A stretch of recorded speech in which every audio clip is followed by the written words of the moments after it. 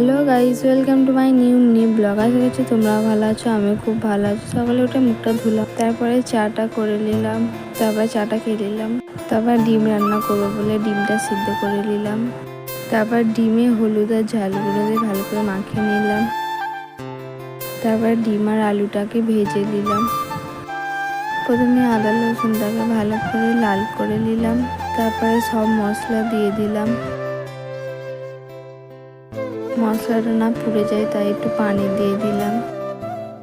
তারপরে পেঁয়াজ আর টমেটোটা দিয়ে ভালো করে চালিয়ে নিলাম। তারপরে টক দই দিলাম। তারপরে ভালো করে চালিয়ে নিলাম। তারপর ডিম আর আলুটাকে ভেজে রেখেছিলাম, ওইটা দিয়ে দিলাম। তারপর ভালো করে চালিয়ে নিলাম। তারপর রান্না হয়ে গেছে। স্কুলে যাওয়ার আগে একটু গরম ভাত খেয়ে নিলাম।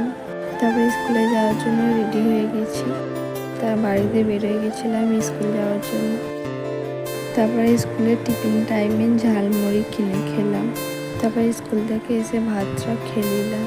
সন্ধ্যেবেলা দাদা চিকেন পকোড়া কিনে এনেছিল, চিকেন পকোড়া খেলাম। তারপরে রাত্রিবেলা রুটি করলাম।